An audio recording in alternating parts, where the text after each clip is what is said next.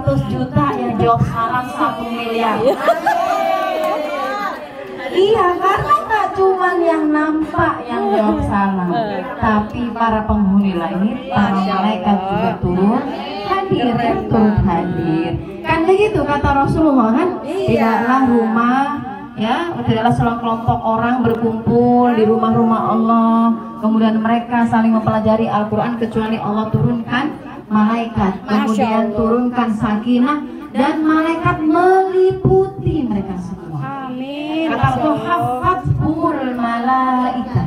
Jadi hafathum itu mereka meliputi. Apa bahasa kita yang ngerumunin kita.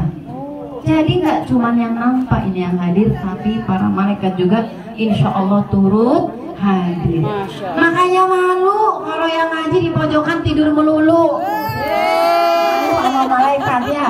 Kalau dikata sama temen mah kalau nggak ada malu kita mah. Malu kalau udah di pojokan ngobrol melulu pas ngaji.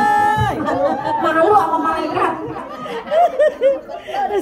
Malu sama diri sendiri sama malaikat kalau ngajinya karena selain Allah. Harus karena Allah. Ramai atau sepi waktunya ngaji jalan terus jalan ngaji.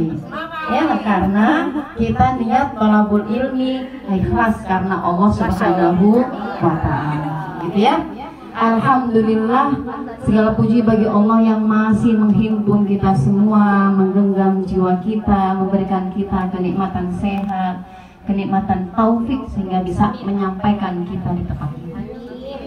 Banyak orang yang nggak sibuk, nggak ada kerjaan tapi nggak nyampe di tempat ngaji. Bener gak? Bener gak? Banyak apa? Bener. Banyak orang yang nggak sibuk, nggak ada gawe yang nggak sibuk, tapi dia nggak bisa nyampe juga di tempat ngaji. Iya kan? Karena apa? Karena berarti prioritasnya bukan ngaji, bukan nyari ilmu. Bersyukur kita kalau kita dikasih kesibukan, banyak acara di rumah, urusan banyak, tapi masih Allah sampaikan sehingga kita bisa datang ngaji. Betul nggak? Betul. Ngaji itu istimewa loh. Ya. Belum yang tadi, bukan hanya yang tadi yang sudah disebutkan para malaikat meliputi kita, ketenangan turun. Ini semua tenang nggak orangnya nih? Tenang. Ketemu saya tenang nggak hati ini? Tenang. Ketemu Bu Iris tenang nggak? Enggak. Jangan sampai dongkol Bu Iris. Jangan sampai dongkol. Ngurut. Tenang ya. Sebel. Seneng betul. Senang betul. Kata Rasulullah lagi, ibu kita tadi yang datang dari rumah, begitu kita berjalan dari rumah kita menuju tempat ini tujuannya mencari ilmu ikhlas karena Allah, maka kata Allah kata Rasulullah sallallahu lahu tariqan ilal jannah. Masya Allah. Siapa yang berjalan menyusuri jalan mencari ilmu ikhlas karena Allah, maka Allah akan mudahkan baginya jalan menuju surga. Dimudahkan jalan menuju surga. Jadi bersyukur setiap pekan ada 2 wasilah kan, 2 sarana kita biar dimudahkan menuju surga. Tiap hari Rabu sama Jumat. Tujuannya Ngaji. bukan ngerumpi. Ingat ya, tujuannya ngaji bukan ngerumpi. Itu Bu, yang itu Bu. Cari ilmu. Yang itu Bu. Kalau ngaji bukan ngerumpi. Dia host TikTok. Host TikTok sudah follow saya belum? Udah dong. Udah saya follow back juga kan? Gitu ya. Jadi bersyukur kita ketika Allah sampaikan kita, masih berikan kita taufik bisa hadir ya di majelis. Masya Allah, walau dikit ya. Banyak keutamaan. Orang pada nggak ada ini dikit. Belum lagi ya, ketika kita berjalan, seluruh makhluk yang lain baik yang di daratan maupun di udara itu beristighfar, memintakan ampun atas dosa-dosa kita. Yang benar Rasulullah yang bilang. Termasuk pohon. Iya, ikan-ikan yang ada di lautan, yang ada di daratan, semuanya beristighfar memohonkan ampun untuk kita. Masya Allah. Kan enak ya, udahlah ngaji, dapat apa? Dapat ilmu. Iya, punyai. Nanti juga dapat berkat, ya kan? Makan, ya kan? Ketemu sama teman, bisa bercanda, ya kan? Stres hilang, dapat pahala, dosa diampunkan, iya kan? Maka bersyukur, alhamdulillah kita bisa berkumpul kembali di majelis ilmu ini. Jangan pernah bosan. Jangan Bosan. pernah bosan, gitu ya. Tadi lupa ya judul hari ini apa? Lupa ya. Judul hari ini adalah disolok muka saya. Iya, dia tatap muka. Tips mencari kebutuhan kolbu agar menjadi tentram dan lapang hati ini. Itu judulnya. Betul kan? Gitu ya. Kayaknya dalam hati saya ini dapat undangan ini dalam hati saya. Perasaan udah 10 kali ya. Saya bilangnya dalam hati. Ini lagi. Ada saya gitu. Kita kan ibarat HP, kita harus selalu dicas dan dicas. Oh iya. Dan casannya itu ada pada usaha. Dan ribut itu juga rolling. Entar ribut ini rolling. Ini bayar nih ribut nih bayar gitu. 10 kali. Lagi anteng nih, lagi anteng nih. Kolbu lagi ya. Iya, tapi nggak apa-apa ya, namanya manusia. Di sini nih hati tenang nih, happy, lapang semua. Pulang nggak usah jauh-jauh sampai rumah. Lah baru undak-undakan paling bawah, udah kesel lagi, udah sulit lagi, jangan ya, alhamdulillah jangan begitu. Mas kalau ngaji tuh jangan tidur.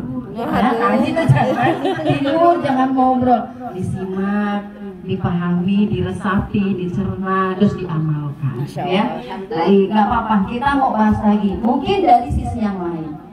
Ngomongin soal hati, kita tadabbur saja beberapa ayat yang nanti kita bisa dapatkan hikmah, pembelajaran juga pesan dari Allah terkait hati kita.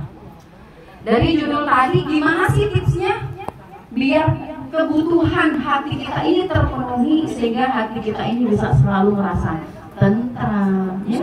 Kemudian merasa bahagia dan selalu merasa lapang. Yuk sekarang sama-sama kita buka surat Toha. Toha ibu-ibu. Bawa Quran nggak? Nah kalau nggak bawa Quran Al-Majid sponsor kita kemarin keluarin. Di samping. Jangan sampai nggak buka nih, gitu ya. Toha. Surat Toha. Toha bukan Gojek bikin makanan. Toha.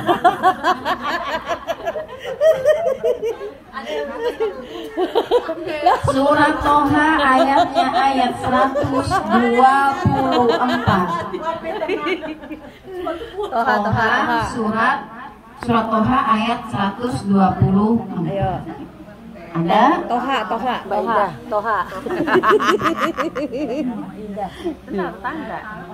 Baca Ji. Sudah Bu, halamannya 320 kalau sama. Kalau sama halamannya 320. Iya, oke. Surat Toha 124. Sudah? Dapat Bu? Ayat berapa? 124. Ya udah. Sudah? Oke. Kita baca sama-sama terus nanti saya minta salah satu baca terjemahnya ya. Sudah kita baca ta'awud sama-sama. Udah ketemu semua? Ya, baik. Kita ta'awud dulu ya. 1 2 3. A'udzu billahi minasy syaithanir rajim. Bismillahirrahmanirrahim. Wa man a'rada 'an dzikri fa inna lahu ma'isyatan dhanka wa nahsyuruhu yawmal qiyamati a'ma qala rabbi lima hasyartani a'ma wa qad kuntu basira. Baik, cukup sampai situ dulu. Silakan dibaca artinya. Siapa yang ada terjemahannya?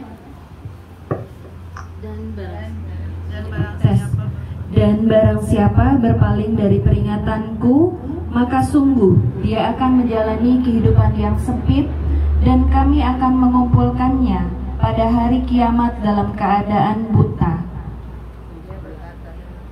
Terus Lanjut. Dia berkata, "Ya Tuhanku, mengapa engkau kumpulkan aku dalam keadaan buta, padahal dahulu aku dapat melihat?" Maha benar Allah dengan segala firman-Nya. Jazakumullah khairan. Ini ya, di sini kalau kita ngomongin tadi apa yang menjadi kebutuhan hati kita, biar hati kita tenang, biar hati kita tentram, sudah terjawab belum oleh Allah SWT?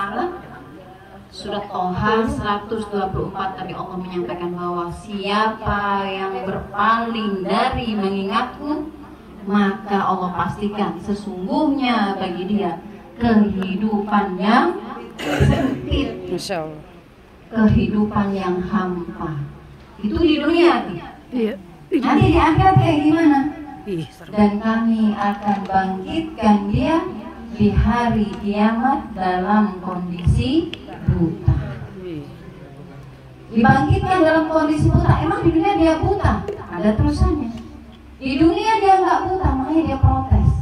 Dia bilang sama Allah, "Rabbi lima hasyartani a'ma wa qad kuntu basira." Kenapa kok sekarang saya dibangkitkan dalam kondisi buta, padahal dulu saya bisa melihat? Jadi ini definisi di dunia nggak bahagia, apalagi di akhirat. Gara-garanya apa tadi kata Allah? A'radu an dzikri. Karena lalai dari mengingat Allah Subhanahu wa ta'ala. Jadi kalau mau nyari tipsnya, apa yang dibutuhkan hati kita biar kita selalu hidup tenang, hidup lapang, hidup bahagia, ujungnya cuma satu ternyata. Yaitu apa Bu tadi? Jangan berpaling dari Allah Dan majelis. Jangan berpaling dari Allah. Harus terus selalu mengingat Allah Subhanahu Wa ta'ala. Dan kita udah punya pegangannya di Al-Qur'annya, ala bidzikrillahi tatma'innul qulub. Ingatlah bahwa sesungguhnya hanya dengan mengingat Allah maka hati itu akan menjadi tenang, akan menjadi tentram. Nah, cuman masalahnya nih banyak penghalang kadang-kadang. Banyak penghalang. Banyak hal-hal yang membuat kita kemudian lalai dari Allah Subhanahu wa ta'ala. Gitu ya. Banyak hal, banyak penghalang yang justru dengan itu membuat kita semakin jauh dari Allah Subhanahu wa ta'ala. Salah satunya apa yang harus diwaspadai? Yang pertama adalah kemaksiatan kita sendiri. Dosa, kelalaian, ya, kemaksiatan yang kita lakukan. Di surat Al-Mutaffifin, ya, coba Ibu buka di juz 30. Di situ Allah sampaikan, kalla bal rana ala qulubihim ma kanu yaksibun. Ini ditegaskan, emang seluar biasa apa sih efek dari kemaksiatan atau dosa yang kita lakukan sampai itu bisa menyebabkan hati kita menjadi sempit, gitu ya, hati kita menjadi gundah, dapat masalah sedikit, udah nggak karu-karuan dan segala macamnya. Karena ternyata di surat Al-Mutaffifin itu Allah sudah bilang, kalla bal rana ala qulubihim ma kanu yaksibun. Sekali-kali tidak, bahkan apa yang mereka kerjakan itu telah menutupi hati mereka. Ini yang harus diwaspadai. Jadi surat Al-Mutaffifin ayat yang ke-14 ini kan ada rangkaiannya di atas. Di atas itu Allah bilang, kalla inna kitabal fujjari lafi sijjin. Wa ma adraka ma sijjin. Kitabun marqum.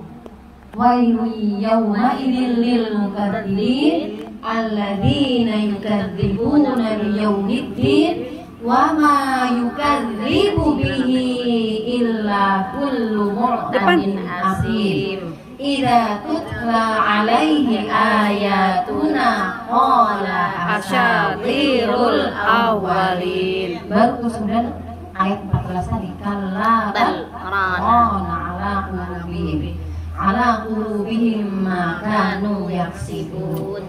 Jadi ini ceritanya di surat Al-Mutaffifin ini Allah ngasih tahu bahwa nanti kita ini Bu, manusia itu kan dia beramal, ada yang amal kebaikan, ada yang amalnya buruk. Dan ternyata Allah sudah menyiapkan raport masing-masing. Ternyata beda tempat, ya, buku catatan orang tuh beda-beda. Kalau orang-orang yang fujar di ayat yang ketujuh tuh Bu, Fujar. di ayat ketujuh tuh kan, sekali-kali jangan begitu. Sesungguhnya catatan orang yang durhaka benar-benar tersimpan dalam sijil. Jadi kalau golongan orang-orang yang durhaka, suka gemar melakukan kemaksiatan, dia pendosa dan lain sebagainya, maka catatannya disimpan di mana? Di sijil. Lafi sijil.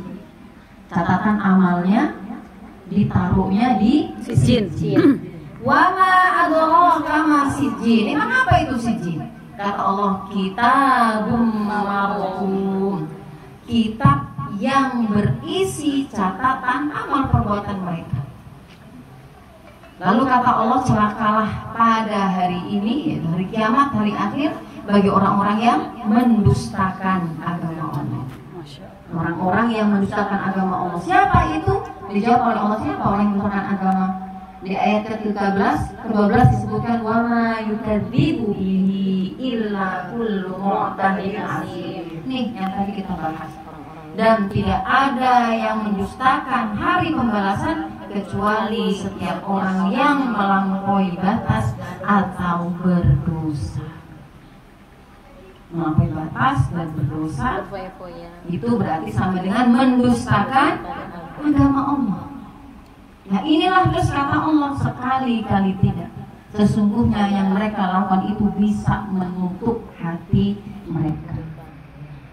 Maka tips tadi yang pertama, kalau kita bicara tentang agar hati kita lapang, hati kita tentram, penuh dengan kebahagiaan, mau kayak gimana pun kondisi kita, satu-satunya cara kan tadi ya, harus selalu ingat sama Allah. Maka hal-hal yang bisa menghalangi kita itu harus dijauhkan. Salah satunya yang pertama adalah dosa. Kenapa dia harus dijauhkan? Karena kata Allah di surat Al-Mutaffifin tadi, dosa itu bisa menutupi hati kita. Makanya sebenarnya kalau kita merasa galau, merasa sumpah, sama suami berantem aja, punya anak kok kayaknya nggak ada yang nurut, bikin kesel.